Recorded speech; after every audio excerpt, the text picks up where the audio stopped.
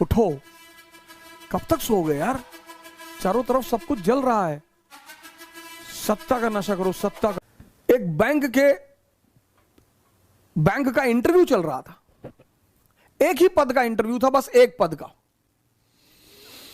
और 64 लोग इंटरव्यू देने वाले थे।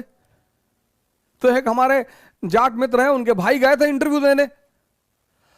तो इंटरव्यू वाले बोर्ड ने पूछा कि ये बताओ ताजमहल किसने बनवाया? बोले ताजमहल तो जवाहरलाल नेहरू ने बनवाया था। अरे उसने कहा तुम्हारा दिमाग खराब है, ताजमहल जवाहरलाल नेहरू ने बनवाया था, इतना भी नहीं पता तुमको? अरे बोले बता दूं कि शाहजहां ने बनवाया था तो क्या नौकरी दे दोगे?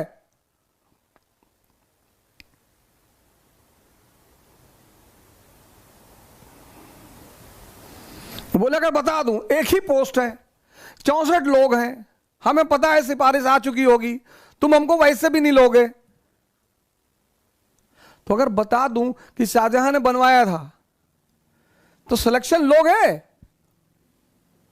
खैर भगवान के आशीर्वाद से उनका सिलेक्शन हुआ, उन्हें लिया गया। कि जो आदमी इतना खतरा लेने को तैयार है। कभी कभी सवाल ऐसे पूछे जाते हैं आपसे, जैसे आप अपने समाज में बैठे अपने, इसीलिए मैं बार बार आपसे कहता हूं कि जब भी आप सिविल सेवा की तैयारी करें, कृपया करके किसी को बताएं ना, या जब भी आप अपनी महत्वाकांक्षा को किसी को मत बताएं। क्योंकि अगर आपने अपनी महत्वाकांक्षा सबको बता दी और अगर आप योग्य व्यक्ति हैं, तो यह समाज फिर उसके बाद आपको जीने नहीं देगा। ये इतनी चुनौतियां आपके सामने पेश करेगा। एक बैग आपको लगे यार चारों तरफ से दिक्कत आ रही है, पढ़ना चुनौती नहीं है, ये दिन प्रतिदिन की चुनौतियां हैं, इनको सामना करना चुनौती है। आपकी बुआ जी ने फोन कर दिया कि भैया वो पापा की बीपी बहुत हाई रहती है, तो जल्दी सिलेक्शन ले लो, नहीं तो भैया परेशान तो रहते ही हैं। अब डेली अगर ये बात आपको बताई जाए कि पापा की बीपी हाई रहती, अब आपको लग रहा है कि यार बुआ जी बहुत बड़ी शुभचिंतक हैं। शुभचिंतक तो सभी हैं, अब शुभचिंता ही कर रही हैं वो, लेकिन अनजाने में कहीं ना कहीं आपको बेचैनी भी दी जा रही है। मेरा एक स्टूडेंट है, अभी आईएएस है, कर्नाटक कैडर का।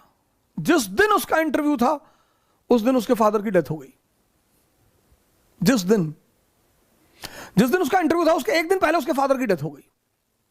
उसने शाम को फोन किया, कहा पापा से बात करो।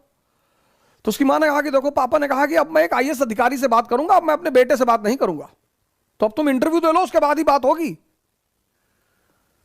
मैं नाम नहीं लूंगा। अब देखिए मां का रोल देखिए, इसको कहते हैं मां बाप का रोल। किसी को बताया ही नहीं, किसी को डिस्क्लोज ही नहीं किया। लड़के को भी लगा कि हाँ यार एक तो सिंपल सी बात है, चलो पापा ने हो सकता कहा हो, कल इंटरव्यू है फिर बाद में बात करेंगे। इंटरव्यू देके निकला। जब इंटरव्यू देके निकला तो उसे बताया गया कि भैया तुम तुरंत निकलो घर के लिए, और तुम्हारे पापा की हालत बहुत खराब है। आमतौर पर समझदार लोग ऐसे ही कहते हैं कि तुम्हारे पापा की हालत बहुत खराब है, जिससे अगले बंदे में उत्तेजना पैदा ना हो, पैनिकनेस पैदा ना हो। वो घर पहुंचा तो पता चला फादर की डेथ हो चुकी थी। तो उसने अपनी मां से पूछा, सौभाग्य से हमारी मुलाकात हुई तो हमने भी पूछा कि आपने ऐसा क्यों किया। बोली मास्टर साहब एक नुकसान तो हो ही चुका था, दूसरा करना उचित था। और मैं बताऊं वो कभी स्कूल नहीं गई, वो कभी स्कूल नहीं गई थी। क्या समझदारी रही होगी,